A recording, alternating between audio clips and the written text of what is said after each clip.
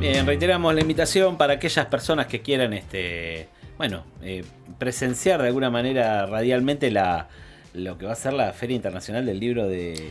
Radial con cámara también. Radial y en imagen. Con streaming. De los compañeros de la cúpula y los compañeros de Otro Planeta, ¿no? Que van a estar como representantes de la UNE en la Feria Internacional del Libro de Almirante Brown. Espero que sea, como se hace todos los años, en la Plaza de Adrogué, que está muy bien. Sí, parece que sí, que es en el mismo lugar. En el mismo lugar. Bueno, dicho esto, pasamos los 15 días, nosotros fuimos tachando los días. 14, no es hoy, no es hoy, no es hoy, no es hoy, no es hoy, no es hoy. Es hoy, es hoy. Ha venido. Gustavo Alonso con personas y personajes. Bienvenido a esta mesa. Muchas gracias. Sí. Me siento bienvenido. Siempre me siento bienvenido a esta mesa.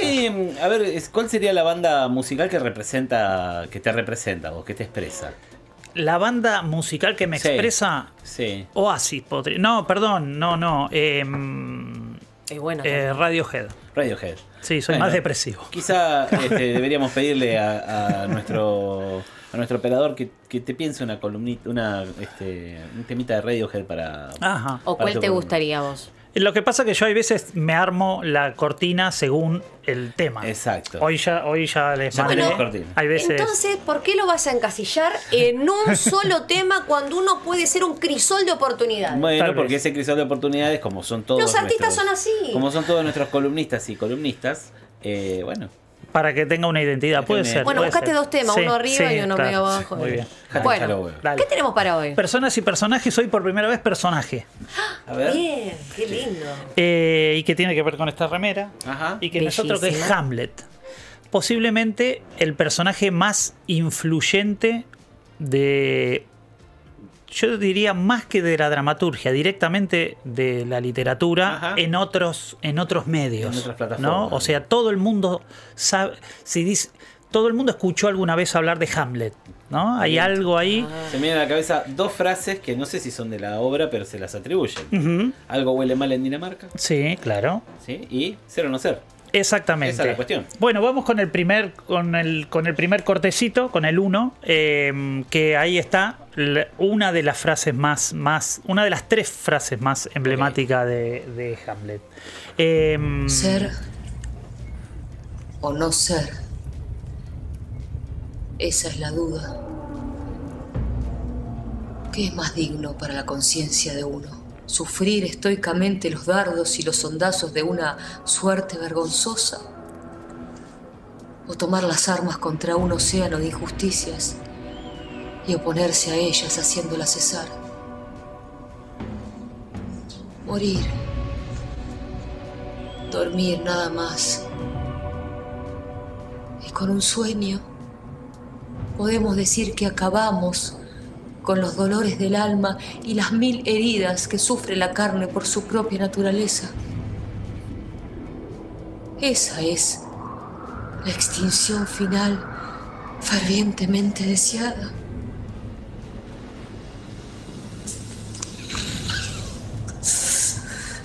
O morir, dormir. Bueno, esto es... Qué hermoso.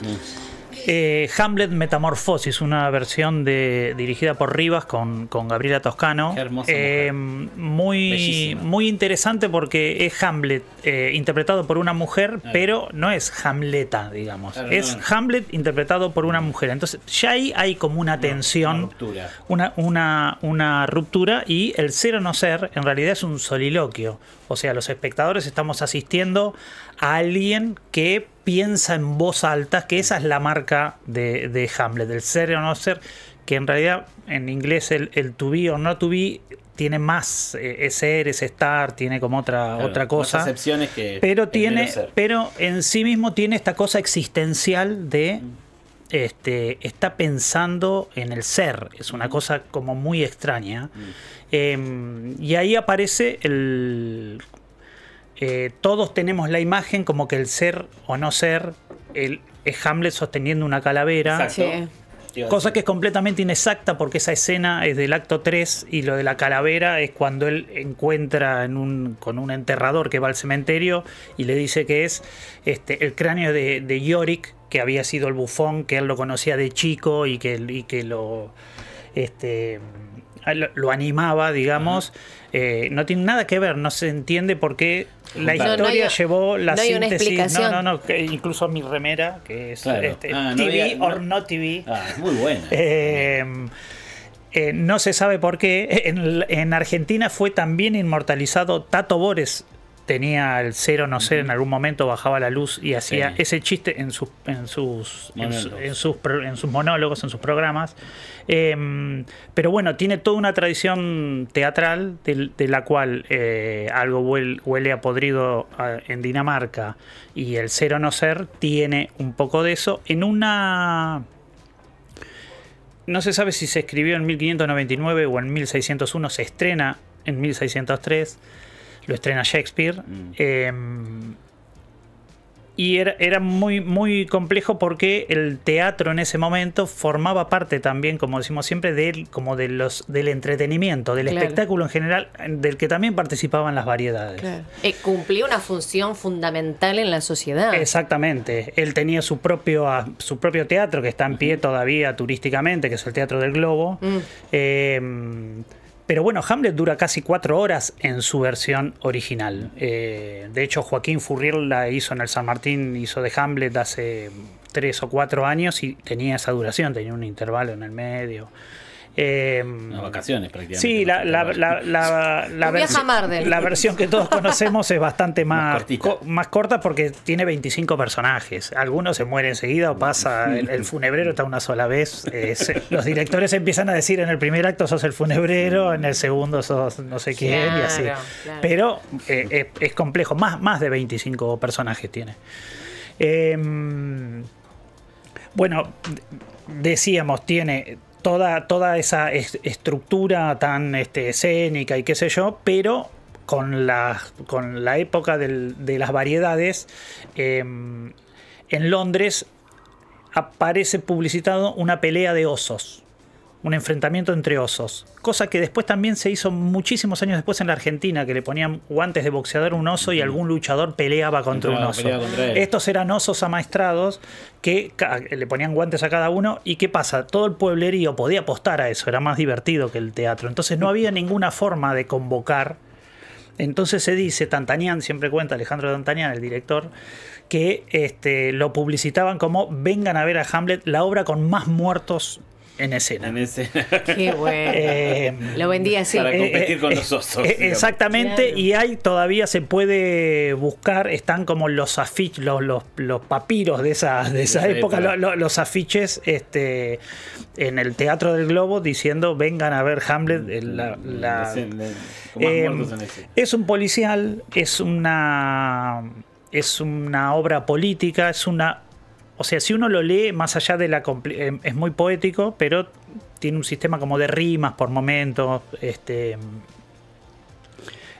Estaría bueno esta especie de Hamlet para niños ¿Cómo es el resumen? ¿Cómo era los resumen Leroux? Claro, los Leroux de Hamlet. Los Leroux no están mal. Yo accedí a muchas cosas así. Una excursión a los indios Ranquel la leí del Anteojito, que era un librito chiquitito así. No lo sabía. Me parece que... ¿Por qué? Porque tiene como una lectura que parece religiosa por momento. Tiene cosas como si fuesen bíblicas o en general. Solo por el tema de que habla de la muerte, del amor, de lo existencial. Claro. El argumento es Hamlet, que es un príncipe. Es un príncipe que vuelve desde Londres a Dinamarca porque mataron a su padre, y su padre aparece, Guildenstern y Rosencrantz, que habían sido sus amigos. Bueno, aparece el fantasma de su padre, ¿no? Pero bueno, lo explicamos en el 2. Hay una explicación que fija ya cuáles son las influencias y cómo Hamlet va a parar a todos lados. Esta es la pequeña explicación de qué es el fantasma de Hamlet.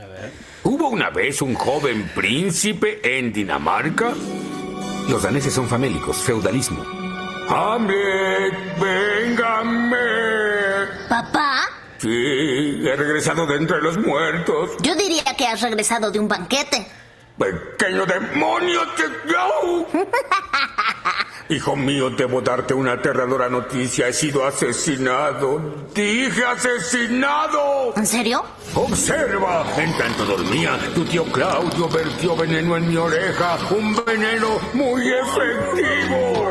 Para poder desposarse con tu madre y convertirse en rey. Sí, ese fue un gran fin de semana. Ahora debes vengarme. ¡Véngame! Bueno, esto es exactamente lo que pasa, lo que pasa en la obra contado en 30 segundos. Súper práctico, sí. Por una de las mejores síntesis, diría, del siglo XX para acá. A partir de ese momento, Bart o Hamlet regresan a Dinamarca a vengar la muerte de su padre, cuyo tío lo envenenó. Se dice que hay un Hamlet antes de Freud y un Hamlet después de Freud, porque ahí aparece el tema de el deseo de Hamlet sobre su madre. Incluso hay una versión de Franco Sefirelli con Mel Gibson y Glenn Close. Hay como una escena ya demasiado erótica con el tema de lo edípico, que se tira encima y no sé qué, en el mejor momento de Mel Gibson, que venía a hacer Arma Mortal y lo convocan para hacer Hamlet. Sí. Una cosa. Mira, no me acordaba de eso, claro. porque creo que vieja obviamente la película, no me acordaba de esa escena. Del 90. Sí, del 90. Claro. Era como con lo que llamaron la atención en ese momento. Bueno, ese fantasma le dice que va a vengar la muerte, pero ahí empieza la duda si está bien vengarlo. Si él vio a ese fantasma, hay que armar algo escénicamente que contenga un fantasma, ¿no? Porque ahí están como las distintas interpretaciones. Hubo una gran versión de posiblemente la más emblemática alternativa en la Argentina, que fue de Ricardo Bartiz, que ahí trasciende, digamos, en la década del 90, que se llamó Hamlet, la guerra de los teatros. Ajá. De Hamlet hacía Pompeyo Audibert, que venía del Paracultural. Tranqui. De Claudio hacía Alejandro Urdapilleta, que venía del Paracultural. Y lo primero que hacía Soledad Villamil era Ofelia. Ahí estaba el muerto, el espectro, era Toti Siliberto, que después estaría con Tinelli. Mirá. Que estaba muerto en escena todo el tiempo. Y no pasaba otra cosa. No pasaba otra cosa más que cuando hacía de espectro y después se moría. Pero cuando hablaban con él, le abrían la boca y a veces hablaban como dentro de la boca y se escuchaba una cosa tan fúnebre y cavernosa. Se hacía en la biblioteca del Centro Cultural Rojas al principio. Pero bueno, Bartiz con esa obra hace como la traslación entre lo under paracultural al teatro alternativo, digamos. Claro. O sea, se empieza a mezclar, se empiezan como a profesionalizar las gambas al ajillo, se empiezan a hacer sus primeras obras formales en una sala, o sea, se empieza como a romper todo esa cosa under esa cosa under. Una obra que había hecho originalmente en el San Martín, pero que él la había querido hacer en la platea, con poca gente arriba del escenario, y por cuestiones históricas del teatro, el teatro se lo prohibió, no se puede hacer de esa forma. ¿Cuáles fueron las repercusiones de esa obra? No, fue terrible. Es el nacimiento como personalidad de Pompeyo, sí, de todos estos personajes, y de Bartiz como figura emblemática de esa generación, digamos. Ahí construyen... Esa gente que viene a profanar el clásico de... Claro, ese movimiento se llamó La Movida. Ajá. Había un teatro llamado Babilonia en Buenos Aires que era como muy emblemático. Y eran las gambas, los Messi con Dreisig y Belloso, las Ricuritas y estos actores que empezaban a tomar cosas concretas del under, y la obra era una obra como muy despojada, sin escenografía, sin nada. Sí. Había habido una versión anterior en el 80 con Alfredo Alcón, obviamente. Claro. Cada país, el actor más emblemático de cada país en algún momento quiere tener la edad para ser Hamlet. Claro. Eso no hay con qué darle. Hamlet, por supuesto, por lo sufrido, tiene 33 años, pero siempre es un cuarentón o uno de 45 que en el pico de su carrera hace esto. Había hecho Alfredo Alcón una para televisión muy estática, muy... Pero bueno, es la cosa engolada y declamativa, el teatro declamativo que siempre lo llevó muy bien Alfredo Alcón. Bartiz hace una cosa que es lo contrario, todo es mesurado. Él dice, nadie confiaba en mí. Urdapilleta tenía fama de falopero y de pendenciero y decían que yo no lo iba a poder dirigir. Pompeyo ya dirigía también, entonces era raro. Pompeyo empieza se pone en pareja con Soledad Villamil, entonces eso era como complejo. Sí, era como complejo, era como entonces había como todo un ejercicio que dice vamos igual y la seguimos igual, fracasaron, no salió eso del San Martín, se fueron primero el Rojas y ahí la verdad que la empiezan a pegar. La empieza a pegar el movimiento, o sea, hay algo del público también con la democracia ya instalada y todo que empieza como a funcionarles. Ofelia es la enamorada de Hamlet. Hamlet teóricamente está un poco enamorado de ella, pero la verdad que está como pasado con este tema. Tiene algunos problemitas. Tiene algunos problemitas. Él decide fingir la locura. Él se hace el loco. Contrata a una compañía de artistas y les hace dirige una obra y hace como una puesta en escena para ver cómo reacciona el tío Claudio y la madre frente a la obra que él pone en escena. Con lo cual pensemos, teatro isabelino, en el 1600 a alguien se le ocurre hacer una obra de teatro adentro de una obra de teatro. Ya es una cosa... Una locura. Ya valía la pena esa entrada antes de que la de los osos. Sí, tal cual. Ahora la cabeza, ¿no? Sí. La cabeza. Sí. Pensemos que la obra transcurre en Dinamarca, como se sabe que Romeo y Julieta en Florencia, como tal, y el tipo nunca salió de las 4 manzanas en las que vivía. Era un personaje muy, muy raro. Hay una primer gran versión cinematográfica, obviamente, hecha por los ingleses, con la Compañía Real, que hace en el 48 Laurence Olivier, que era como el Alfredo Alcón de ellos, digamos, y cuando está en edad protagoniza esa primer gran versión. Y una segunda versión de Kozintsev en 1964 en Rusia, en la Unión Soviética, que hace en el 3 su propia versión de Hamlet, que tiene todo como una carga política, obviamente, como todo lo que hacen los rusos. Y ahí está el espectro.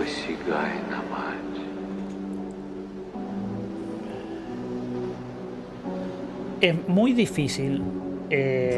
Bueno, le decimos a los oyentes, hay un espectro que es todo, apenas tiene una coraza, el muerto, solamente se le ven los ojos mínimamente, una capa.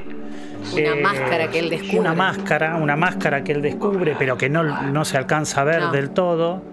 Por eso Hamlet no sabe si creer, si se lo imagina o es él. ¿Esto es de qué año? Esto es del 64. Mira. Tiene algunos dejos estalinistas en algunos de las partes, que sobre todo las de la guerra. Pero cuando aparece este personaje con la capa y con la máscara y que Hamlet no sabe si reconocerlo o no, es muy difícil. Y una voz en off tiene, porque le habla, o sea, como no está en escena en teoría,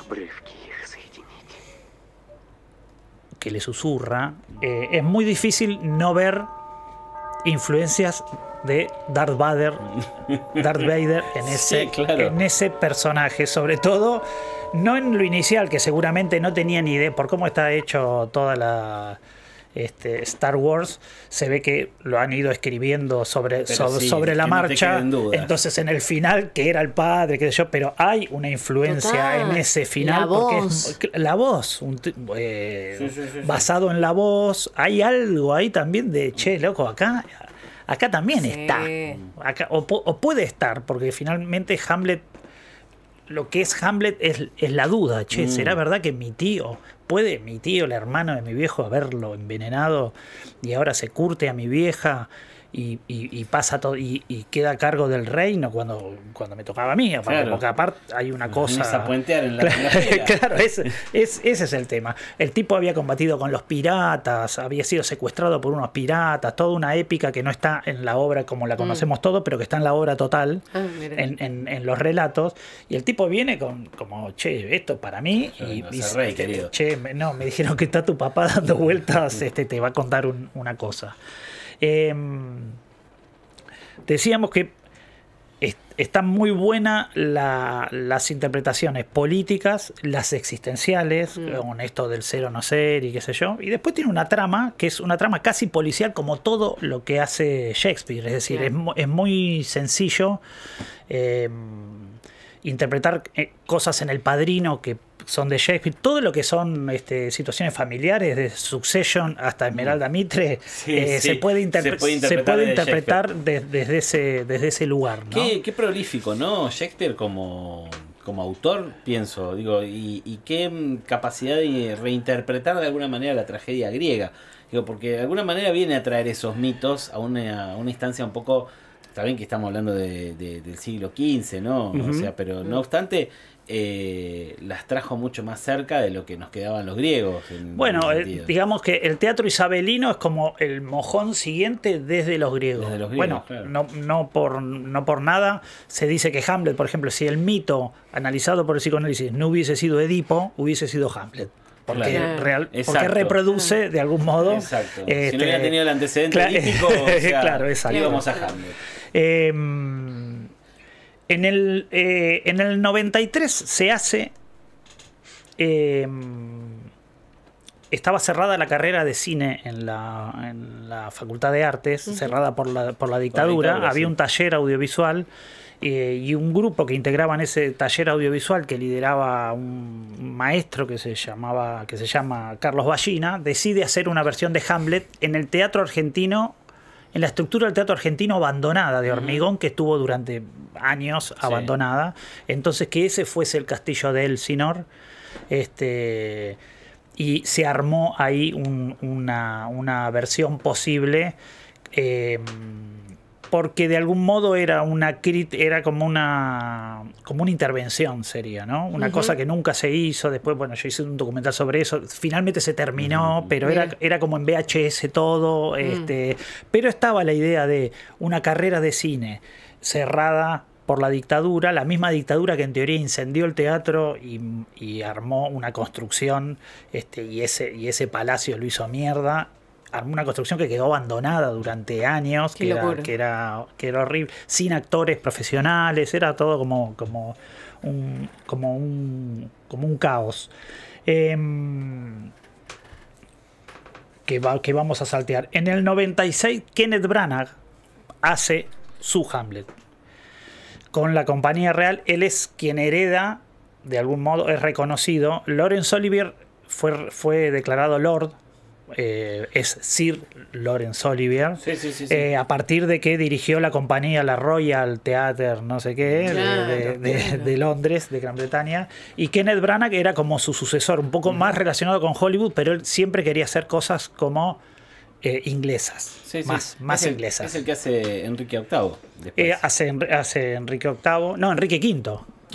Enrique V, que es alucinante porque de todas las adaptaciones, las que pone las batallas también. Hay un narrador que atraviesa las batallas y está él.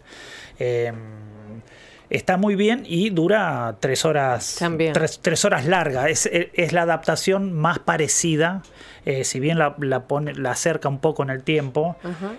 Por ejemplo, la de Joaquín Furriel era más contemporánea. Eso está bueno por los usos de Hamlet. Hay un Hamlet que creo que se puede ver en plataformas, una versión de Hamlet del 2000, de un director que se llama Michael Almereyda, que es con Ethan Hawke y es en Nueva York, ambientada en Nueva York, todo tipo Mad Men. Todo moderno. Todo moderno con otra onda. Hoy Succession recupera eso, pero nada, agarrás, traes la misma conflictividad. Claro.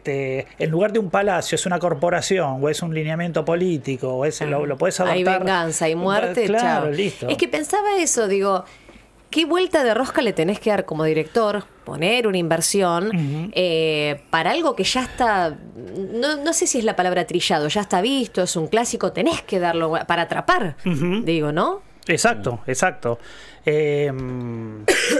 Sí, porque siempre están como los elencos, pero con eso no alcanza. Está el tema de la apuesta y está esto, la riqueza de una trama en la cual al tipo le dicen que tiene que vengarlo. El tipo duda todo el tiempo, hace esta obra, se enamora de... Bueno, cuando cuando le hace el reclamo a su madre, escucha un ruido, la madre empieza a gritar, porque la agarra, digamos, en la cama, detrás de la cortina hay alguien, él cree que es su tío, y ahí, o sea, cuando Hamlet acciona físicamente es cuando se equivoca. Claro. Entonces lo mata, ¿no? Mata a Polonio sin querer, que es alguien que formaba parte de la corte y que era el padre de Ofelia. Claro. Entonces mata a Polonio detrás de la cortina sin saberlo, porque estaba chusmeando. Entonces ahí viene Laertes, que es el hijo, el hermano de Ofelia, a vengar la muerte de su padre, que es con quien van a terminar. Claro. Bueno, Ofelia no lo puede creer, qué sé yo, termina, dice, vete a un convento, qué sé yo. Entonces empezás a pensar, está loco de verdad el tipo, o sea, cuando acciona físicamente es como que se va a la mierda siempre. Claro. Bardea. A ver, si bien maneja una inteligencia, porque es un crack a la hora de armar una obra de teatro, ver la repercusión que eso tiene, qué sé yo, pero bueno. Claro. Es que te traga un poquito la cabeza la situación. Bueno, por supuesto. Entonces el tipo ahí mata a Polonio. Se muere Ofelia en las aguas, y viene Laertes y dice, yo tengo que vengar a mi viejo y a mi hermana. Entonces ahí empieza como una tensión donde Claudio dice, bueno, vamos a hacer un duelo al final. Está el Guildenstern y Rosencrantz, que son sus amigos, que se empiezan como a dar vuelta de a poco. De hecho, hace 4 años o 3 años hizo una buena versión Los Macocos, que también surgen en ese paracultural. Claro. Tienen una versión que se llama Maten a Hamlet, que son unos comediantes, qué sé yo, y ellos cuando joden con Guildenstern y Rosencrantz en un momento dicen o Rosati y Rosencrantz, porque sería más o menos lo mismo. No sabemos si van a hacer justicia por nosotros o hay una continuidad. Claro, hay una continuidad solamente que no es solo en Rosencrantz como apellido. Bueno, hasta llegar a ese final, a ese enfrentamiento final en el que Claudio organiza un enfrentamiento entre Laertes y Hamlet. Envenena la espada de Laertes para cuando lo pinche a Hamlet efectivamente muera. Y por las dudas echa veneno en la copa de vino. ¿Muere o no muere el muchacho? ¿Mueren o mueren? Sí, puso espiral y tiró todo. Claro, Gertrudis, la madre, está un poco de acuerdo con que Hamlet está mal, digamos. Y está rompiendo las bolas, está molestando. Como dice Bartis cuando habla de Hamlet, finalmente por ahí Claudio le podría decir, yo con tu vieja la paso pipa, estamos bien, que venís a echar las pelotas. Problema mío de tu vieja. Exacto. Espadean, se caen las espadas, se levantan y cuando se levantan quedan intercambiadas las espadas, con lo cual cuando Hamlet pincha también a Laertes lo hiere de muerte. Por la cosa envenenada, quiere decir algo, cambian las copas también, entonces la madre se toma la copa envenenada, entonces Hamlet ya casi muriendo, el mejor amigo de Hamlet es Horacio, que asiste a eso. Hamlet obliga a que Claudio entonces tome la copa de vino y Claudio también muere envenenado, con lo cual hay la escena final es como una pila de muertos que van cayendo, unos por espadeo y otros por... Tremendo. Es una situación rara. Hubo en La Plata una gran versión, o se creó en La Plata una gran versión, que es la 4, creada por Blas Arreceigor, con un equipo, con Marianela Constantino haciendo las partes de registro documental y con María Barlín haciendo como la asistencia, que es Hamlet de Villa Elvira. Hamlet de Villa Elvira la fui a ver. Es una producción del Teatro Cervantes, en una versión sería villera de Hamlet. Por eso es Hamlet con J. Es acá en la calle 122 y 603, 604 está la casita de los pibes. Exactamente. Bueno, ahí se concentraron los ensayos donde Claudio es comisario, lo ascienden a comisario al tío Claudio, donde Hamlet es un pibe que hace jueguitos con la pelota todo el tiempo. La calavera es una calavera, pero que en realidad es reproduce sonido cuando se lo tirás con el celular, digamos. Parlante. Esa versión que estamos viendo ahora, ¿dónde es? Esa versión es en el Cervantes, pero se hizo en terrazas muy chiquitas, como si fuese la terraza de la radio. Se hizo en la terraza de la biblioteca de la provincia, se hizo por los barrios. Yo la fui a ver al Teatro Argentino.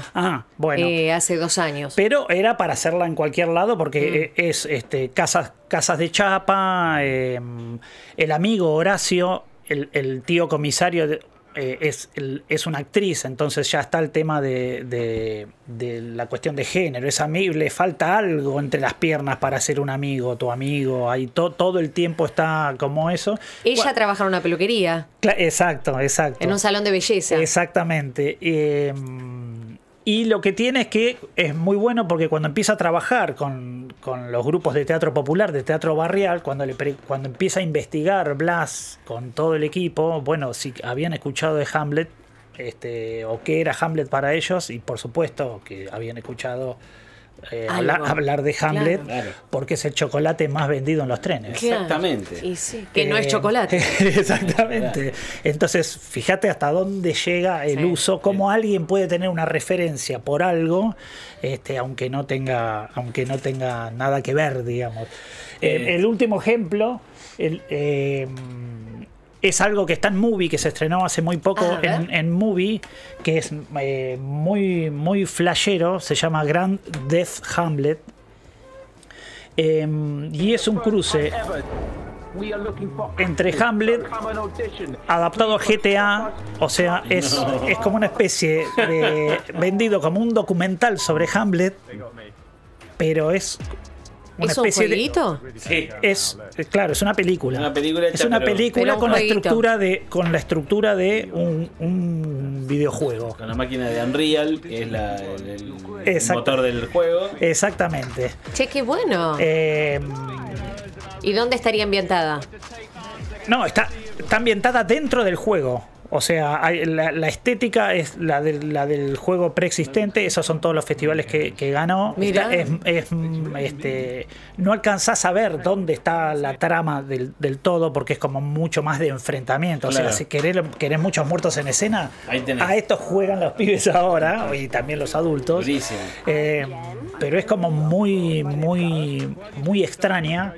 Pero bueno, nada, sirve siempre Hamlet para adaptar a cualquier circunstancia. Totalmente. Es la influencia de cualquier cosa. Tenemos una canción que es el primer tema del disco de Taylor Swift, que se llama The Fate of Ophelia, que tiene que ver es como un homenaje a esa Ofelia que muere enamorada de este chiflado.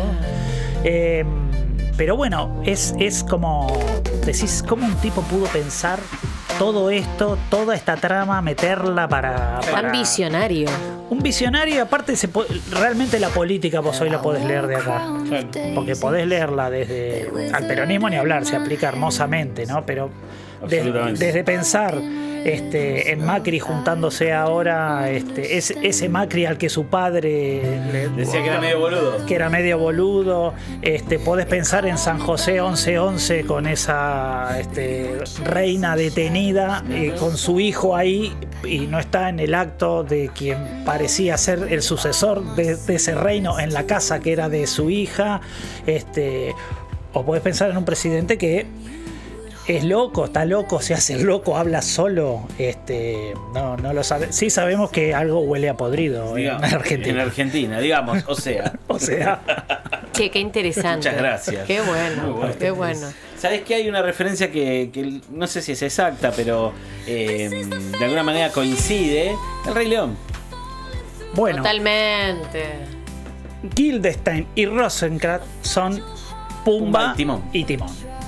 Claramente el Rey León, sacando solamente la forma del envenenamiento, es el tío, está todo eso, solo que Simba es más bueno que Hamlet, pero duda en algún momento. Lo que pasa es que dice: yo no te voy a matar, te van a matar tus amigos, ¿no? Y lo terminó matando la hiena a Scar. Sí, pero Disney no se bancó que estuviese tan locamente reventado como el otro. Claro. Pero sí, claramente. No, le pusieron toda la locura en la mano directamente. Claramente el Rey León es una adaptación directa Hamlet, de Hamlet. ¿no? O sea, sobre todo en esta cosa de el ostracismo del propio Simba cuando engañado por su tío. O sea, el tío está más presente, tiene más contacto con él. No es que él se entera que mataron a su padre y lo tiene que vengar, sino que él es de alguna manera la excusa para que maten a su padre en la estampida de Búho. Es terrible esa película. Tremenda. Es terrible. Sí, pero pensemos entonces, hablamos de Hamlet y hablamos del Rey León, de Star Wars, de Tato Bores, de Alfredo Halcón, de los chocolates. De los chocolates, es interminable. Totalmente. En algún momento alguien siempre se puede cruzar con un Hamlet. Con un Hamlet. Sí. Muchísimas gracias, Gustavo. A ustedes. Acá nos dice Ro que tiene un VHS de Volver a Hamlet siempre con la dirección tuya. Exacto. ¿Hay un pedacito de eso? Exacto, bueno, vamos a compartirlo, dale. Nosotros filmamos un Hamlet acá. Y lo que están haciendo ahora es un trabajo de recuperación de esa memoria. La serpiente que mató a tu padre. ¿Quién habla? Este es el viejo teatro. Esta decisión de hacer Hamlet también Es se Carlos vinculaba chino. con la recuperación de un incendio. Qué tremendo, ¿no? Y ahí salió una publicación donde decía que se reabría un taller experimental audiovisual dentro de la Facultad de Bellas Artes. Me empiezo a enterar de lo que había sido la carrera de cine, que la habían cerrado, y que todo esto tenía un doble propósito. Y a su vez una finalidad política de reabrir la carrera de cine. Para la Dirección de Inteligencia, todo ámbito de agrupamiento era un ámbito de conflicto. La época, la lucha por la reapertura. ¿Esto de qué año es? Esto es del 2000, de hace 2 años. ¿Y dónde lo podemos ver? 3 años. Está en la plataforma Bafilma, me parece. Sí, está en la plataforma Bafilma. ¿Lo dirigiste vos? Lo dirigí yo y hay o sea, lo que le encuentro como más vendible es que recorremos los mismos escenarios que eran, no sé, hay escenas en la Piazzolla cuando no era nada, la sala Piazzolla, que era solamente una rampa. Entonces tratamos de seguir ahora cuáles eran los lugares donde estaba ese recorrido, digamos. Qué hermoso, qué hermoso. Bueno, Gus. Sí. No, me quedo pensando, ¿no? En cómo nos atraviesa, digamos, una historia pensada en 1600, o sea, y que hoy por hoy inclusive hasta podríamos encontrar una vigencia, ¿no? O sea, sí, claro, y de ahí disparar a la capacidad analítica que tenía Shakespeare de indagar en lo profundo de la conciencia humana y esa noción existencial, y por otro lado que no hemos cambiado mucho. No, claro. No, es cíclica la cosa. Obvio, eso seguramente. Tremendo. Gustavo, gracias. A ustedes. Que tengas buenos 15 días. Gustavo Alonso y su columna de personas y personajes. Nosotros ahora nos vamos a ir a la música. Llega Juan Baro con Luna de Sangre.